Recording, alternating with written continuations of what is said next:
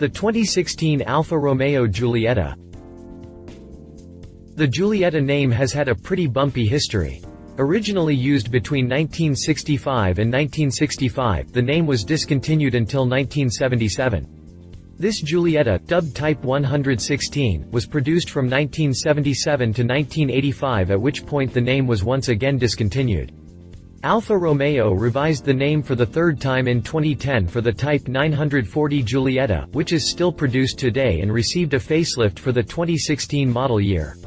It became blatantly obvious that Alfa Romeo is still struggling as a brand, as the face life to the Giulietta was so mild that it's outright disturbing.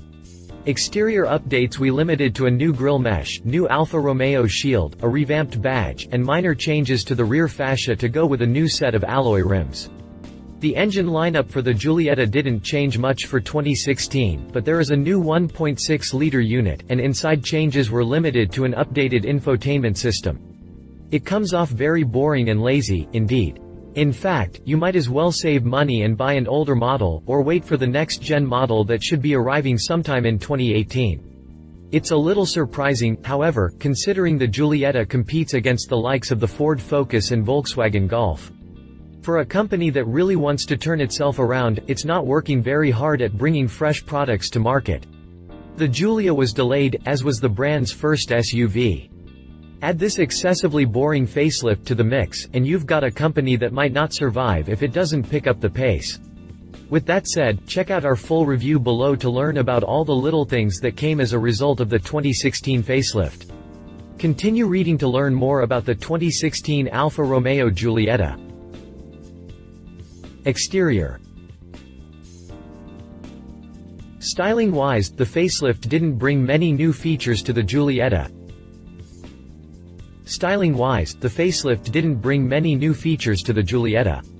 Up front there's a new Alfa Romeo shield with a honeycomb grille instead of the horizontal slat layout, and a revamped badge.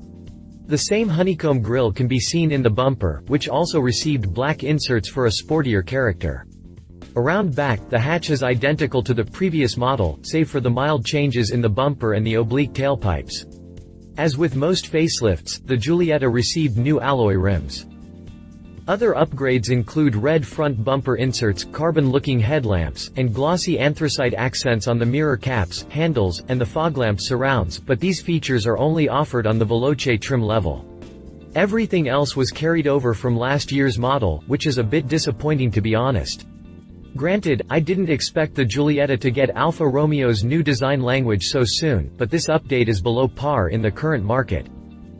Interior. Things don't get better inside, where the only noticeable upgrade is a revised Uconnect infotainment system.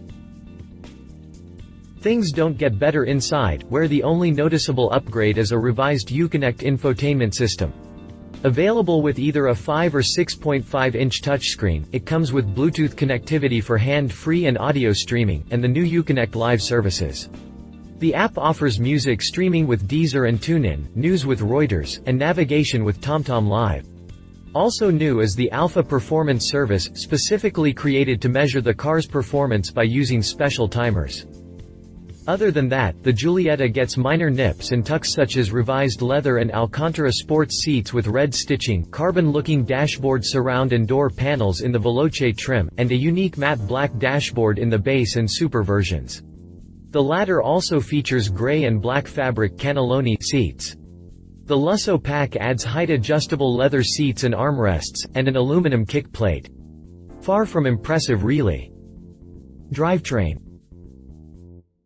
The engine lineup was carried over from the 2015 model year, albeit with minor improvements in power and fuel economy, as well as slight reductions in the emissions department. Not surprisingly, the engine lineup was carried over from the 2015 model year, albeit with minor improvements in power and fuel economy, as well as slight reductions in the emissions department. There is a new 1.6-liter JTDM unit worth mentioning. The diesel-fed 4-banger cranks out 120 PS, 118 horsepower, and 320 Nm, 236 pound-feet of torque and mates to Alfa's TCT transmission. Sprinting from 0 to 100 km per hour, 62 miles per hour takes 10.2 seconds in this model, while top speed is rated at 195 km per hour, 121 miles per hour. Alfa says the engine needs only 3.8 liters of fuel for each 100 km and emits only 99 grams of CO2 per kilometer. More power comes from the larger 2.0-liter JTDM turbodiesel available with either 150 or 175 PS, 148 or 173 horsepower. On the gasoline front, there's the 1.4-liter turbo petrol with 120 PS, 118 horsepower, the 1.4-liter turbo multi-air with 150 or 170 PS, 148 or 168 horsepower, and the range-topping 1.75-liter turbo petrol with 240 PS, 237 horses. Finally, the Giulietta is also available with the bi-fuel LPG and gasoline 1.4-liter TB rated at 120 PS 118 horsepower. Prices. Pricing for the refreshed Giulietta is unchanged compared to the previous model and starts from £18,450, about $25,760 in the United Kingdom. Competition. Volkswagen Golf.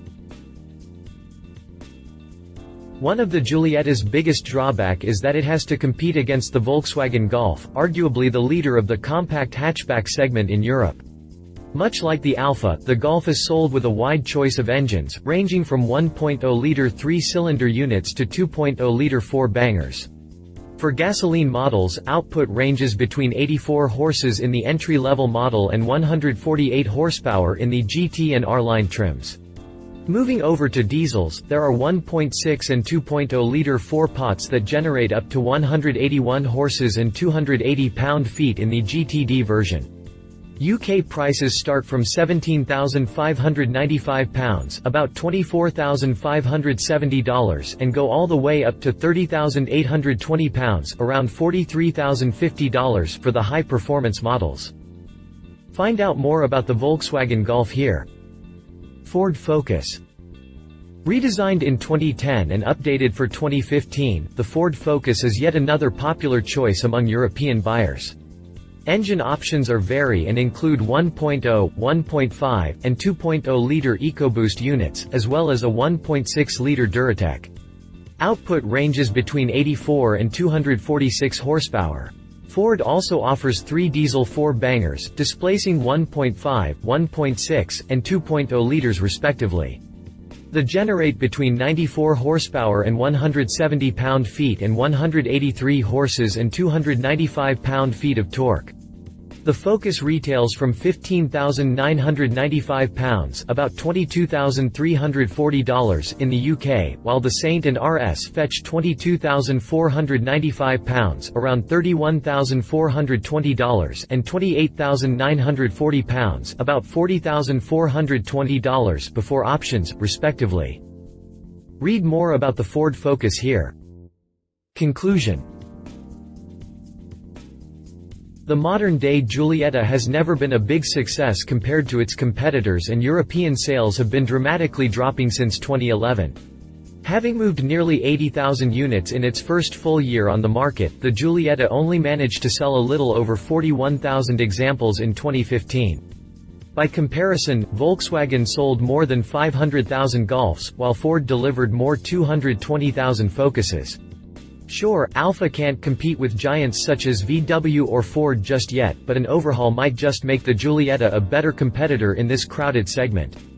Unfortunately, the redesign is still some 3 years away, and this facelift doesn't bring major improvements to the hatch. It seems to me that Alfa Romeo doesn't care much about the current Giulietta and didn't spend much time on this facelift. Hopefully, the Italians will make up for it with a significantly improved next-generation model with styling cues borrowed from the bold Giulia. All told, this is one of the poorest facelifts we've seen in a long time and an uninspired decision in a segment packed with better propositions. Love its slightly sportier front end updated in car technology. Leave it not many changes inside and out, tough competition from VW, Ford, and Renault in desperate need of an overhaul. If you liked this video, please share your thoughts in the comments below and don't forget to hit the subscribe button.